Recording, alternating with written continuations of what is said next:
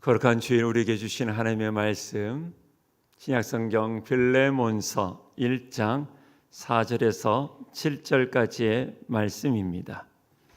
신약성경 빌레몬서 1장 4절에서 7절 살아계신 하나님의 말씀을 우리 함께 교독하도록 하겠습니다. 제가 먼저 봉독합니다. 내가 항상 내 하나님께 감사하고 기도할 때 너를 말함은 주 예수와 및 모든 성도에 대한 내 사랑과 믿음이 있음을 들음이니, 이로써 내 믿음의 교제가 우리 가운데 있는 선을 알게 하고 그리스도께 이르도록 역사하느니라. 형제여, 성도들의 마음이 너로 말미암아 평안함을 얻었으니 내가 너의 사랑으로 많은 기쁨과 위로를 받았노라. 아멘. 교회 창립 74주년, 여기까지 인도하신 하나님께 감사와 영광을 돌립니다. 교회는 어떤 곳일까? 교회는요, 우리의 믿음을, 신앙을 자라나게 하는 못자리판 같은 곳이에요. 그래서 우리는 여기서 믿음이 자라나면서 나만 자라는 게 아니라 함께 자라날 수 있도록 도와주는 공동체입니다. 예수를 교회의 머리로 삼아서 서로 연결되어 결합하고, 그래서 예수 그리스도가 가시는 방향, 가셨던 그 삶의 목적, 그것을 우리가 따라가는 거예요. 오늘 바로 이 공동체에 대한 말씀을 함께 나눠보려고 합니다. 조직을 구성하기 위해서는 세 가지 요소가 반드시 있어야 됩니다. 자료를 띄워주세요. 첫 번째, 리더가 필요해요. 그 다음에 팔로우가 필요합니다. 그 다음에 뭐가 필요하냐? 펠로우십이 필요한 거예요. 리더가 탁월하다고 그 조직이 완성이 될까요? 그렇지 않아요. 팔로우들이 반드시 있어야 돼요. 팔로우만 있으면 될까요? 그렇지 않아요. 리더와 팔로우들이 같은 마음으로 동료의식, 그걸 기독교 용어로는 동역자의식이 있을 때 그 조직이 건강해지고, 그리고 회복이 되어지고 부흥이 일어나는 거예요. 탁월한 목사 한 사람이 있으면 교회가 잘 될까요? 아니요. 그것을 따라줄 수 있는 팔로우들이 없으면 교회는 아무리 탁월한 목사가 온다 할지라도요, 교회는 부흥할 수가 없지요. 팔로우들이 리더십을 인정하면서, 또는 리더는 팔로우들을 사랑하고 존중해 주면서 함께 나아갈 때 그 안에 일어나는 것이 바로 펠로우십이죠.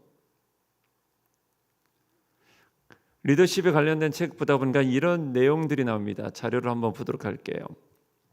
훌륭한 리더와 모범적인 팔로우가 실과 바늘의 관계처럼 유기적으로 움직일 때 비로소 진정한 동료, 펠로우가 된다라는 말이에요. 이걸 교회 용어로 아까처럼 바꿔본다면, 목사와 성도들, 항존직과 서리 집사님들이, 재직들이, 각 팀의 리더와 그 속에 속해 있는 구성원들이 어떻게 실과 바늘의 관계처럼 유기적으로 움직일 때 비로소 동력이다라고 말할 수 있는 거예요. 이럴 때 교회가 건강해지는 거예요. 목사 당신만 잘하면 돼? 그렇게 말하면 안 된다는 거죠. 팔로우들이 같이 어떻게 해요? 발맞춰 주는 거예요.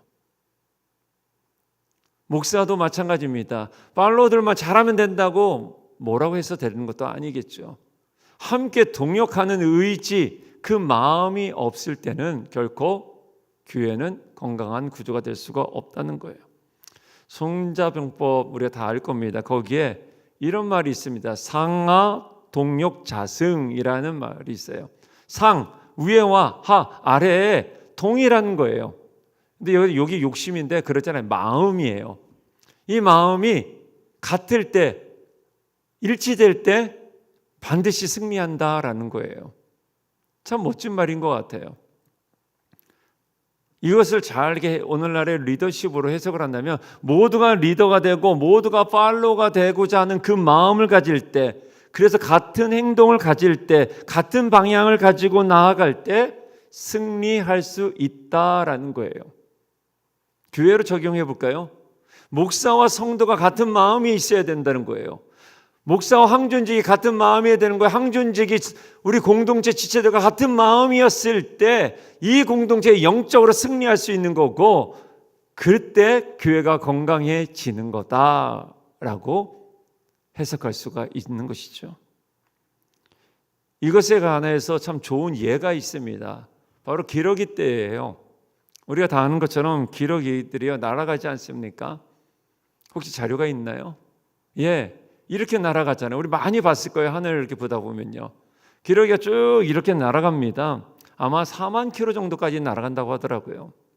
그래서 맨 앞에 보면 기러기가 한 마리가 있죠. 리더예요. 리더가 쭉 이끌어가요. 모든 바람을 제일 먼저 받는 거예요, 다. 근데 이 리더가 계속 저 그룹을 이끌어갈 수 있을까요? 아닙니다. 못 끌어갑니다. 그러면요, 리더였던 그 기러기가 뒤로 빠집니다. 그러면 다음에 있는 사람, 그 기러기가 가운데로 갑니다. 또 갔던 그 기러기가 힘들면 또 빠져요. 그럼 또 다른 기러기 갑니다. 그렇게 해서 4만 킬로를 다 같이 가는 거예요. 누가 리더, 누가 팔로가 없는 거예요. 리더였던 사람이 뒤로 빠져서 팔로우가 되는 것이죠. 그리고 팔로우했던 사람이 또 리더의 자리에 가서 또 이끌어갑니다. 누구와 함께? 앞에 했던 사람과 동일한 패턴을 가지고서 계속합니다. 그러면 뒤에서 팔로우들이 깍깍 소리를 지르죠. 이것이 펠로우십이라는 거예요. 이걸 다시 우리 교회로 한번 적용할까요? 담임 목사만 혼자 꽉꽉거리면서 가야 될까요? 아니요. 제가 지칠 때는 장로님들이 지치면 안수 집사님들이, 권사님들이 앞으로 나오셔야 되는 거예요. 그분들만 나가야 될까요? 교회를 사랑하고 있는 귀한 성도들이 어떻게 해요? 앞으로 나와서 같이 이 공동체를 이끌어 가야 되는 거예요. 그래야지만 저 천국 갈 때까지 우리의 믿음 같이 지켜갈 수 있는 것이에요. 이 기러기 때는 리더가 따르고 없어요. 함께 동역하는 거예요.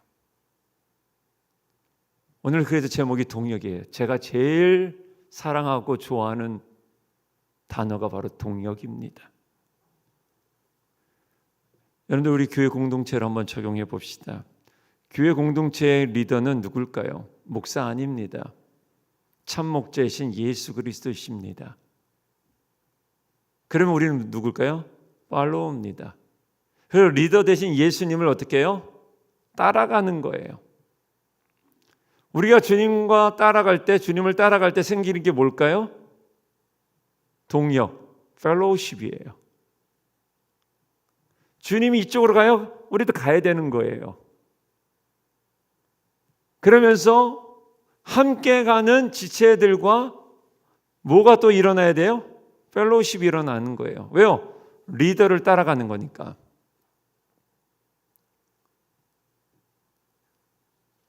예수님이 지신 십자가, 예수님이 걸어갔던 그 길, 예수님께서 행하신 수많은 사역을 우리의 믿음이라는 곳에서 동의를 하는 거예요. 주님, 저도 그렇게 살아가겠습니다. 그래서 주님의 뜻대로, 주님의 가신 방향대로 걸어가는 것, 그게 믿음이잖아요. 이것을 리더십으로 표현한다면 펠로우십이라는 거예요. 그래서 우리가 삶의 자리에 가서, 사역의 자리에서 어떻게 합니까? 예수님처럼 행동하고요, 예수님처럼 말을 해야 하는 것이죠. 그래서 결론은 우리가 누가 돼야 돼요? 작은 예수가 돼야 돼요. 그래서 삶의 자리에 가서 내가 작은 예수로서 끌어가는 거예요. 우리 사이도 마찬가지입니다. 우리 모두가 리더신 예수님을 따라가면서 동료애, 동역자 의식이 일어나야 되는 것이에요. 이런 모습을 가장 잘 나타난 공동체가 바로 사도행전에 나와 있어요. 바로 예루살렘 교회입니다. 사도행전 5장 41절에서 42절에 보면 이런 말씀이 있어요. 사도들은 그 이름을 위하여, 즉 예수님의 이름을 위하여 무엇을 받는 일을 합당히 여겼대요? 능욕. 예수님의 이름을 증거하는 것에 고난을 받고 치욕을 받고 수치를 받는 일들을 어떻게 해요? 합당하게 여겼고 또 어떻게 여겼대요? 기뻐했다는 거예요. 그래서 그들이 날마다 성전에 있든지 집에 있든지 예수가 리더입니다. 그거를 어떻게 해요? 계속 증거하는 팔로워였다는 거예요. 예수님의 이름을 증거하다가 잡히는 거, 고난받는 거, 고초를 당하는 거, 이것을 당연히 여기는 거예요. 왜요? 팔로우는 그렇게 되는 거거든요. 리더가 힘들어하면요, 팔로워들도 힘들어해요. 깡패들도 보면요, 조직의 리더가 어려우면 그 밑에 조직원들이 어떻게 해요? 가서 복수하잖아요. 그게 뭘까요? 펠로우십이에요. 사랑하는 여러분, 예수님 고난 받으셨대요. 예수님 좁은 길 가셨대요. 예수님 낮아지셨대요. 예수님은 사랑하셨대요. 고아와 과부들을 늘 인정해 주셨대요. 팔로우는 우리는 어떻게 해야 될까요? 닮아가야 되겠죠. 근데 우리는 어떻습니까?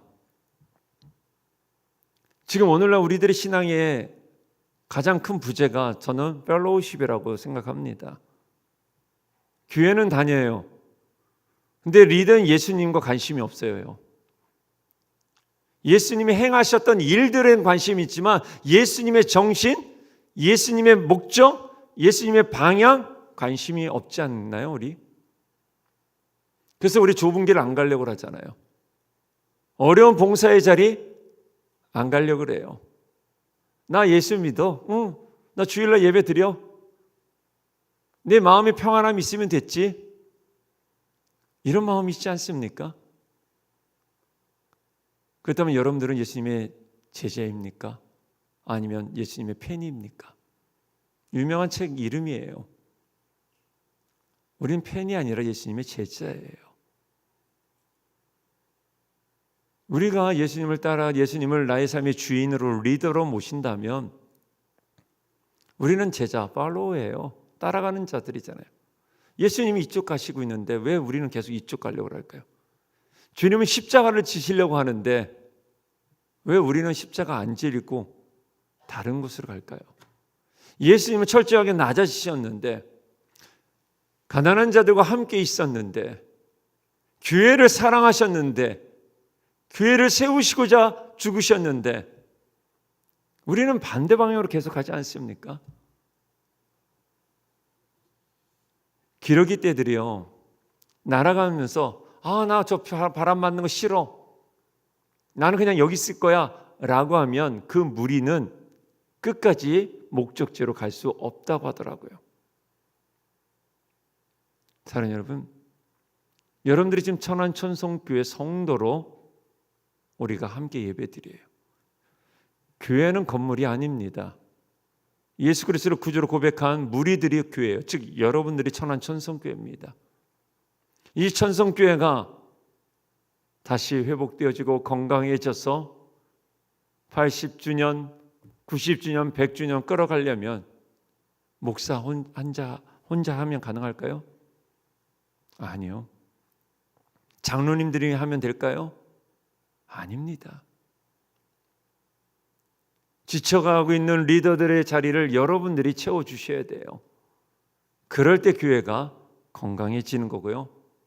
우리가 함께 하나님 나라를 바라볼 수가 있는 거예요. 우리는 예수님을 리더로 모시고 있는 모든 제자요, 팔로워입니다. 그럼 예수님이 어떻게 사셨는가를 알아야 되겠죠. 예수님의 삶을 세 가지로 요약할 수 있습니다. 첫 번째로 예수님은 기도하셨어요. 예수님의 삶은 온통 기도입니다. 두 번째로 예수님은 정말 사랑하셨어요. 세 번째로 예수님은 낮아지셨어요. 이 삶을 통해서 우리 공동체가 어떻게 하면 동력을 할 수 있을까? 이 세 가지를 한번 찾아보고자 합니다. 자, 오늘 본문 4절 한번 보십시오. 4절을 보면 내가 항상 내 하나님께 감사하고 기도할 때 너를 말함은 이라는 표현이 있습니다. 바울이 기도할 때마다 누구를 위해서 기도했대요? 빌레몬을 위해서 기도했다는 거예요. 항상 기도했다는 거예요. 항상 하나님께 감사하고 기도할 때 빠지지 않았던 사람이 빌레몬이었다는 거예요. 빌레몬을 위해서 끊임없이 기도를 했다는 거예요. 항상. 왜 그랬을까요? 동역하는 사이이기 때문에 그래요.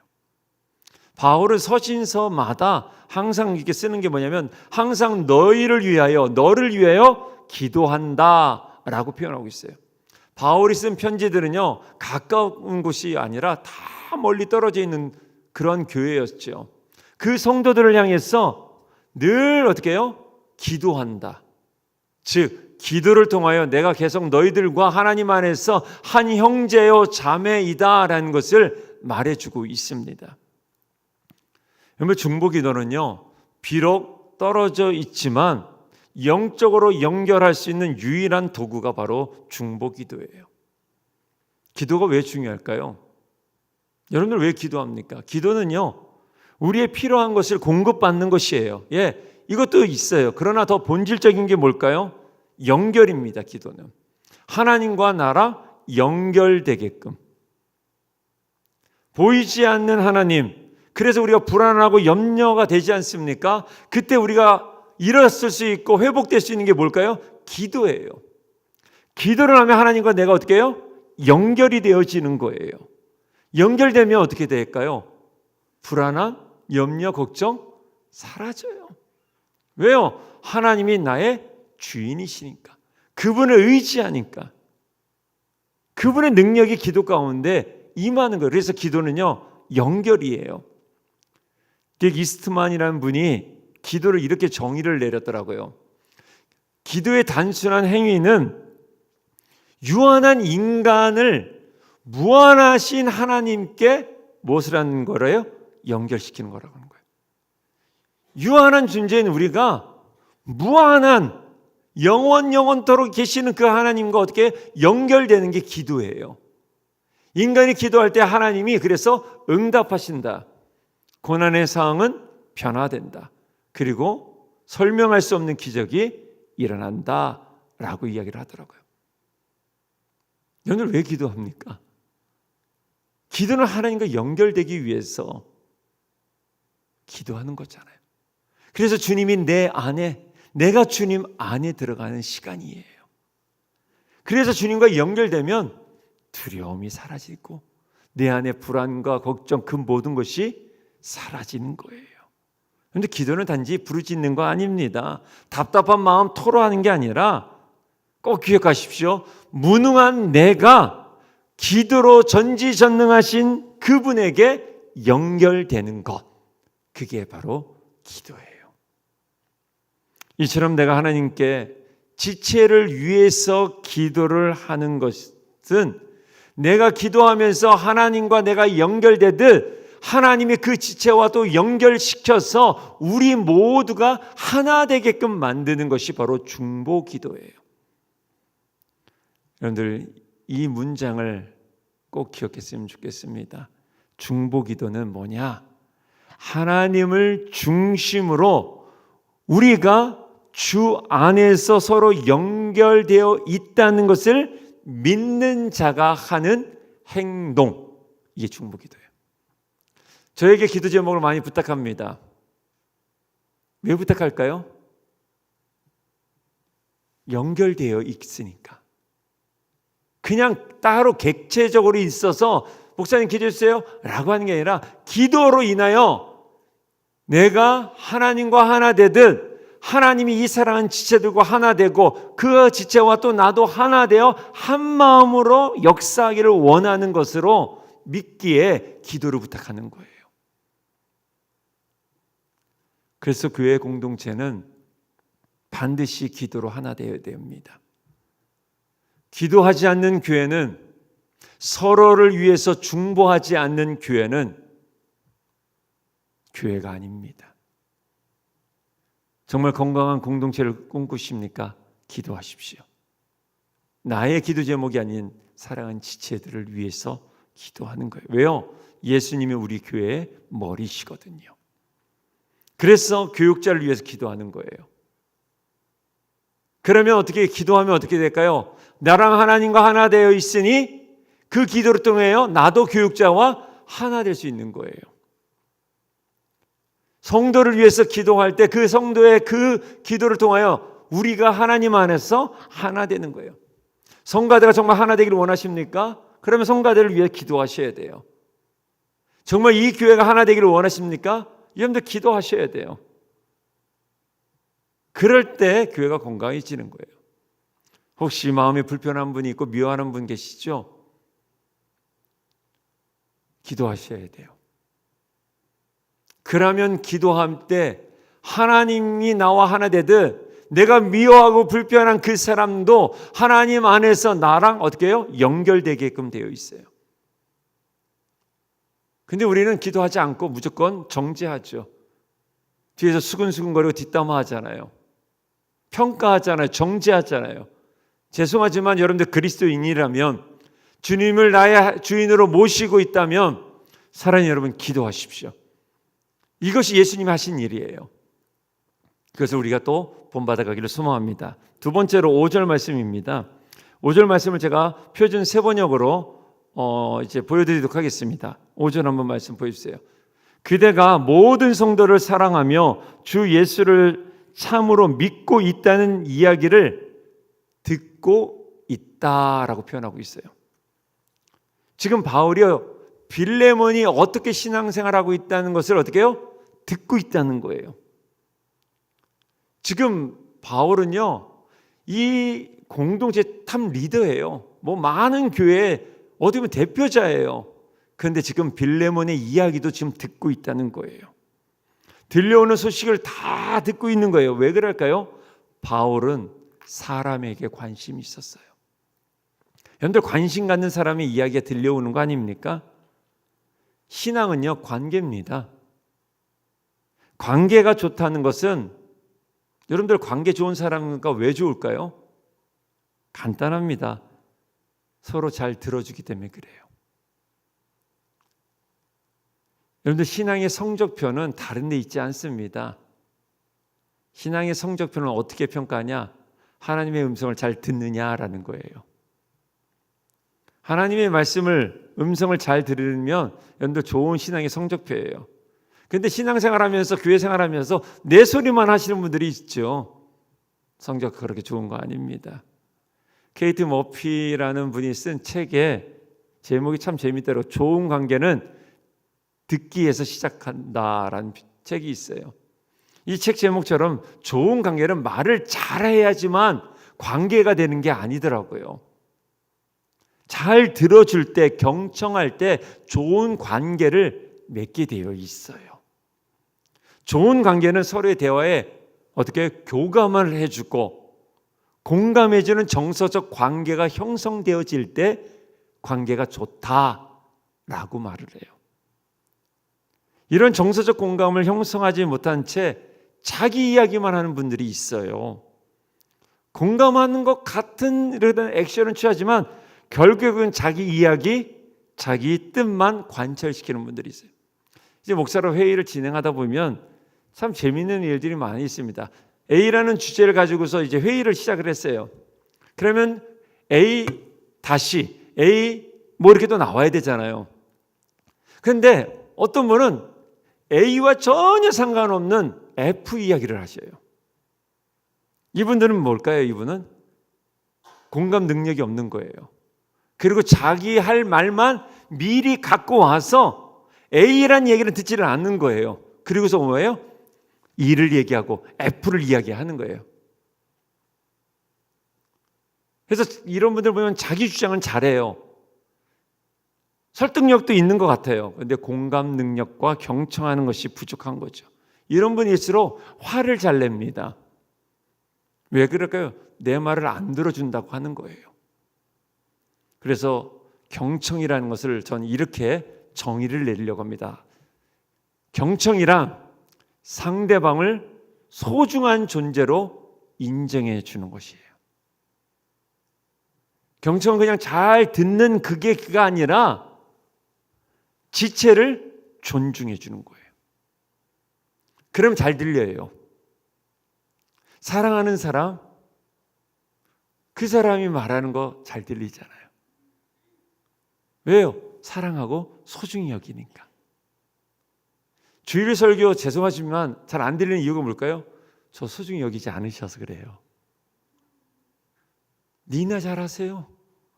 이런 마음 있고 목회자의 불편한 감정이 있으면요. 어떻게 해요? 사람이 싫으니 선포되는 하나님 말씀도 안 들리는 거예요. 그래서 저와 여러분들의 관계가 좋아야 돼요. 우선 잘 들어주시고 저도 여러분들의 이야기를 잘 들어야 되겠죠. 그래야지 관계가 좋아지는 거죠. 이거를 하나님과의 관계도 마찬가지예요. 하나님을 여러분들의 삶에서 정말 소중히 여긴다면, 내 인생 가운데 모든 것을 최우선으로 섬긴다면, 하나님을 최고봉으로 여긴다면 하나님의 음성이 들려요. 근데 하나님을 소중히 여기지 않은 거예요. 내 바쁜 일이 더 중요하고 내 일이, 내 취미가, 내 여가 생활이 더 중요하니 하나님은 늘 뒷방에 있는 분이에요. 그러니 하나님 음성이 안 들리는 거 아닐까요? 하나님을 소중히 여기면 세미한 음성까지도 들리게 돼 있어요. 이 아스퍼거 신드롬이라는 것을 혹시 아시나요? 이 아스퍼거 신드롬이라는 게 있는데 이게 뭐냐면 남에 대해 전혀 이해하지 못하는 일종의 장애 같은 거예요.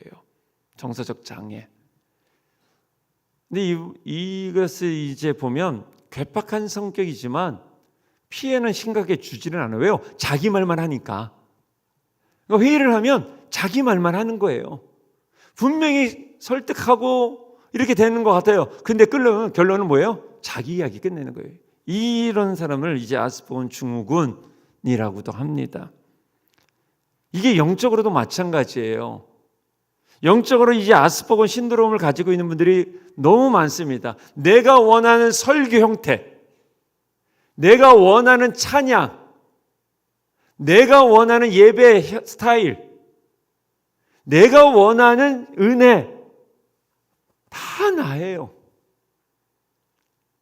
그러다가 어느 날 내가 원하는 설교가 되어질 때는 은혜 받았다 하고, 내가 원하고 내가 알고 있는 찬양이 나오면 참 좋다라고 그래요. 그런데 내가 원하는 것으로 신앙생활하는 것이 진짜 리더인 예수님을 따라가는 걸까요? 아니겠죠. 사랑하는 여러분, 내가 듣고 싶은 설교, 내가 듣고 싶은 찬양에서 채널 따라가지 마십시오. 결코 건강해질 수 없는 거예요. 중요한 것은 하나님의 음성을 들어야 돼요. 그러면 사랑하는 여러분들의 삶의 자리에서 하나님을 존중하십시오. 모든 삶의 영역에서 하나님을 존중한다면 듣게 돼요. 더 나아가 사람들도 마찬가지. 교회 안에서 상대방을 존중해 주십시오. 그러면 그분의 참된 말이 들려올 거고요. 그러면 어떻게 될까요? 좋은 공동체가 되어질 것입니다. 세 번째로 서로를 향해 낮아지십시오. 오늘 7절 말씀 한번 보겠습니다. 7절을 보면 이렇게 시작이 됩니다. 형제여 라고 표현을 하고 있습니다. 지금 사도 바울과 빌레몬의 나이는 차이가 어마어마하게 있습니다. 바울은 목회자이고요, 또 연장자입니다. 그런데 나이 어린 빌레몬을 향해서 형제여라고 말을 하고 있어요. 복음이 이해되어지고 체화된 자에게 나타나는 아주 중요한 특징 중 하나가 차별하지 않는다라는 거예요.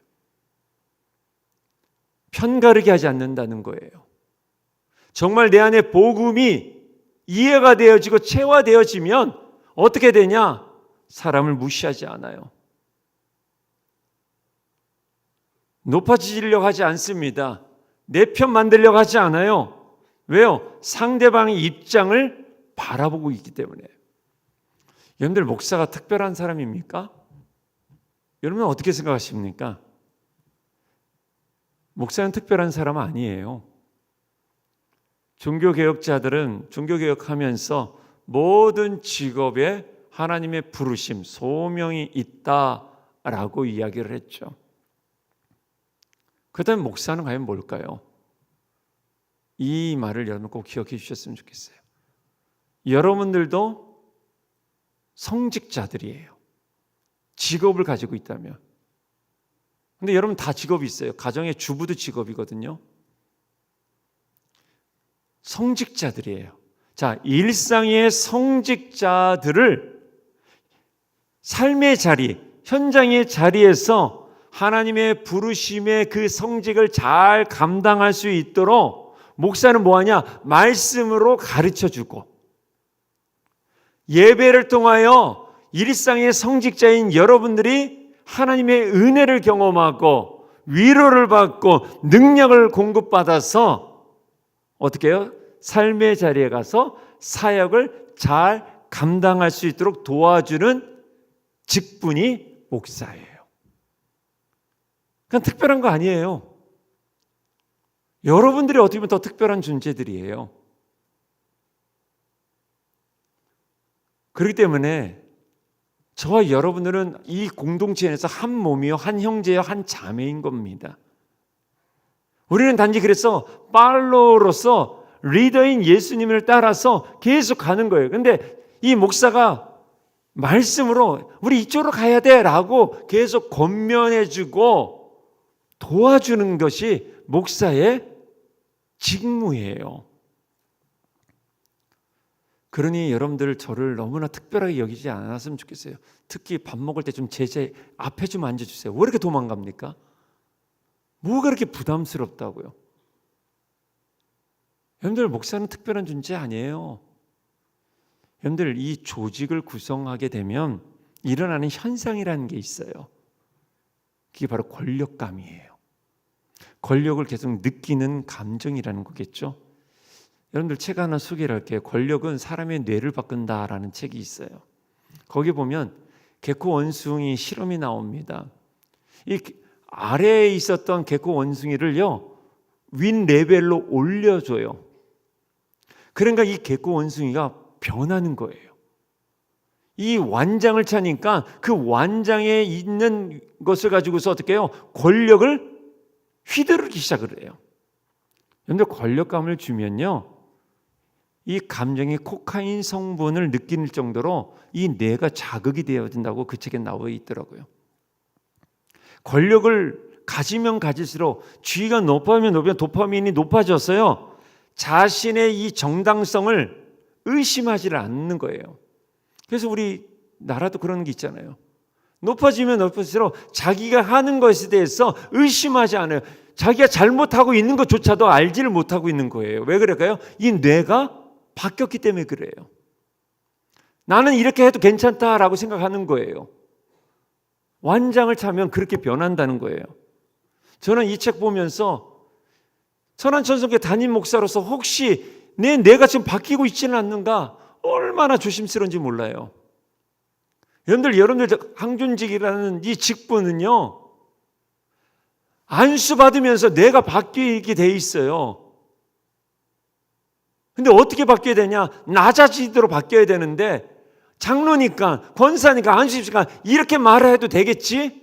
내가 여전도 회장, 권사회장, 남선교 회장이니까 나는 이렇게 행동해도 되겠지? 라는 정당성에 대해 절대로 의심하지 않고 살아간다는 거예요. 그래서 사장님들 보고 높은 사람들 보세요. 그렇게 해도 된다고 생각하고 있잖아요. 저 높은 파란 지붕에 있는 분들이 그렇게 생각한다는 거예요. 이것이 뭐 전체적으로 다 맞을 수 있다고 볼 수는 없겠지만 분명히 뇌는 바뀐다라는 것에 대해서 생물학적으로 저도 동의는 하고 있습니다. 사랑하는 여러분, 교회의 직분은요 계급이 아닙니다. 더 섬기라고, 더 낮아지라고, 게노시스, 비움의 상태로 살아가라라는 거예요. 우리 사랑하는 예수님이 어떻게 하셨습니까? 낮아지셨잖아요. 십자가 지셨잖아요. 전능하심을 버리고 무능한 십자가를 지셨어요. 이것이 온전한 비움, 게노시스라는 단어예요. 사랑하는 여러분, 정말 우리 공동체가 서로 동역하기 위해서는 낮아지셔야 됩니다. 낮아져야지만 손을 잡을 수 있어요. 손이 밑에 있거든요. 밑에 있는 처져 있는 이 손을 누군가 잡아서 올려줄 수 있도록 하는 것이 바로 동역자들인 거예요. 한 예화를 여러분들에게 드리고서 말씀을 마치고자 합니다. 한 책에서 보청기 사건에 대한 이야기예요. 이 아버지가 이제 연세가 있어 잘 안 들리는 거예요. 그래서 아들이 보청기 하나를 사줬어요. 얼마나 잘 들리겠습니까? 그런데 놀라운 것은 이 경로당 갈 때마다 이 아버지가 이 보청기를 빼고 들어가는 거예요. 이걸 본 손자가 할아버지 왜 보청기 빼고 가? 답답하지 않아? 뭐 그런 얘기를 해요. 그러니까 할아버지가 이런 얘기를 하더라고요. 나만 보청기 끼고 들어가면 안 되잖아. 여기 사람들 보청기 아무도 안 꼈어요. 그러면 어떻게 얘기할까요? 김영감! 이렇게 소리 지르잖아요. 또 못 들으니까 와서 하면 웃고 그러잖아요. 근데 만약 보청기 끼면요, 김영감 소리 지르는 게 얼마나 시끄럽겠어요. 그럼 뭐라고 할까요? 조용히 좀 해, 시끄러워. 이렇게 되는 거 아닐까요? 그래서 이 할아버지 보청기를 빼고 같이 가서 함께 떠드는 거예요. 김영감 이거 먹어 저거 먹어. 그러면 웃는 그런 분위기를 깨기 싫었다는 거예요. 사랑하는 여러분, 교회 올 때 보청기 빼고 오세요. 나의 의라는 보청기 빼고 오셔야 돼요. 내가 갖고 있는 기준의 보청기 빼고 와서 함께 김지사님, 할사람 우리 함께 이거 합시다. 이런 소리 질러야 되지 않을까요? 이게 교회예요. 나만 의롭다고 그렇게 할 필요가 없는 거예요. 사랑하는 여러분, 우리는 예수 그리스도를 우리 리더로 섬기고 나아가고 있습니다. 우리는 팔로우입니다. 예수님을 따라가는 사람으로서 우리는 그래서 우리 모두에게는 동역의식, 펠로우십을 가지셔야 돼요. 이것은 우리 지체들과의 관계도 마찬가지입니다. 사랑하는 여러분, 여러분들에게 천안천성교는 어떠한 의미입니까? 참된 펠로우십을 가지고 우리 후손들에게, 우리의 자녀들에게 정말 아름다운 교회, 건강한 교회 유산으로 물려줄 수 있기를 주의 이름으로 축원합니다. 잠시 기도하겠습니다.